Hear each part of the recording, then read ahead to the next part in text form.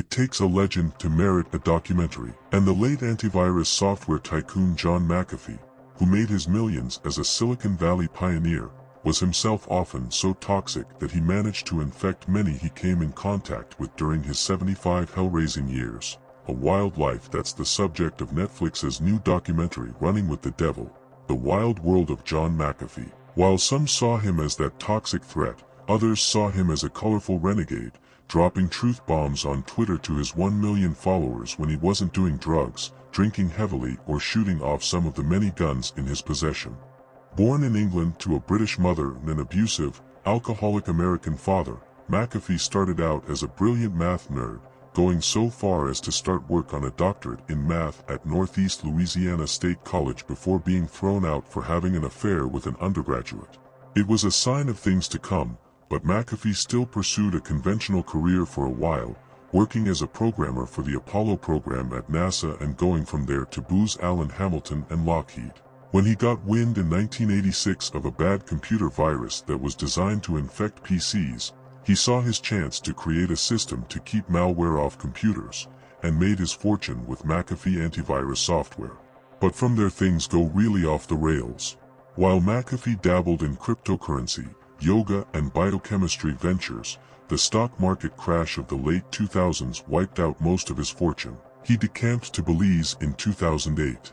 A year later, a neighbor with whom he was feuding was found shot dead in the head, and McAfee went on the lam, claiming he wanted to avoid false arrest for other, older, and murky reasons. In 2021, while boarding a flight to Turkey from Spain, he was arrested on charges of securities fraud stemming from a cryptocurrency pump and dump scheme. Though he had long said he was not suicidal, even to the point of having the word "dollar whacked" tattooed on his arm, McAfee was found dead in his Barcelona prison cell, allegedly by hanging, while awaiting extradition to the United States on tax evasion charges. The documentary, which includes footage from a film crew McAfee invited along for part of his wild ride, brings this story to vivid life. But there's more.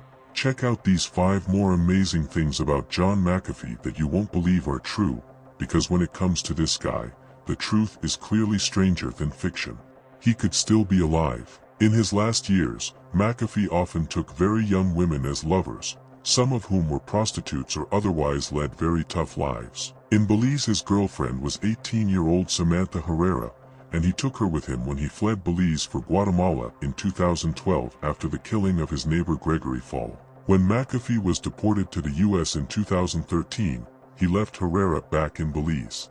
He landed in Miami and the very next day hired a prostitute, Janice Dyson, whom he would later marry. Dyson was still his wife at the time of his death.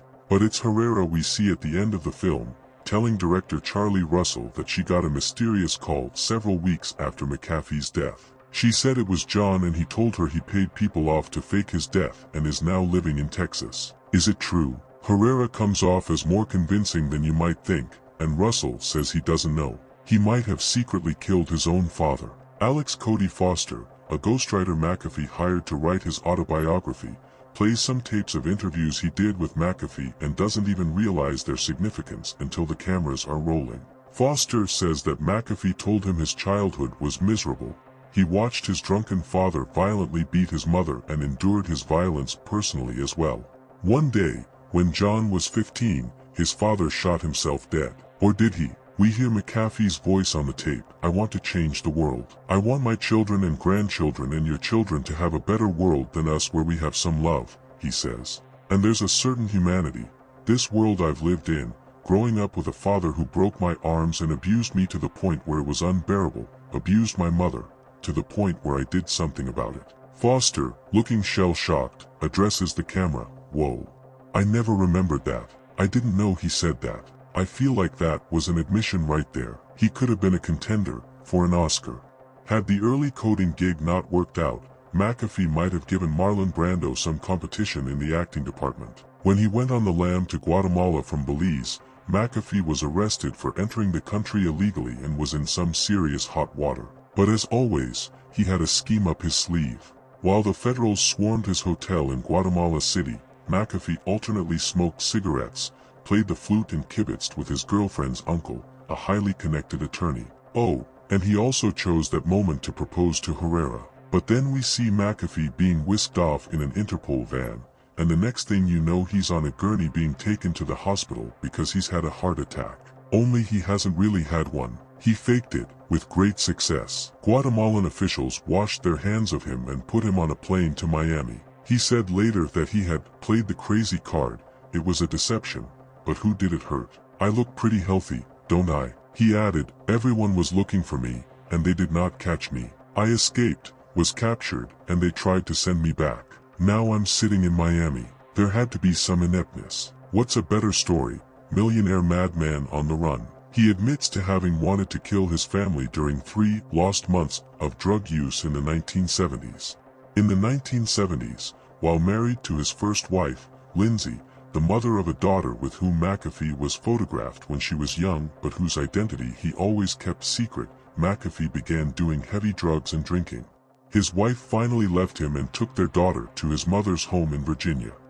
According to No Domain, the John McAfee tapes, a collaboration with Scottish writer Mark Eglinton, McAfee overdosed on DMT, the powerful hallucinogenic and so-called spirit molecule, and lost contact with reality for 3 months. I was going to kill my mother, my wife, and my baby daughter because God had told me to, he told Eglinton. It's important that you don't judge me here, my friend. In my mind, this was the only thing I could do. His widow is almost as much of a character as McAfee himself. Janice Dyson was 34, older than most of McAfee's women, when he spotted her outside a cafe in Miami and paid her for a day and night of sex work. Dyson had worked as a prostitute for more than 10 years. Before McAfee, her most steady relationship was with her violent pimp, and she rarely saw her son. She was refreshingly honest when asked if it was love at first sight with McAfee. No. I just saw an opportunity, she says. Dyson says in the documentary that when her pimp found out who McAfee was, he introduced her to cartel bosses who wanted to kill him, and she acted as a paid spy for them for a while at her pimp's behest. She said she continued spying on him after their 2013 wedding, finally confessing everything to him. The couple, who are seen dancing, joking and sometimes shouting at each other, lived in a gun-filled Tennessee mansion before relocating to the Dominican Republic, where they were arrested for gun possession, and then to Spain. She has shown the same flair for paranoid melodrama as her late husband. In December 2021, she posted a peaceful photo of a beach with palm trees.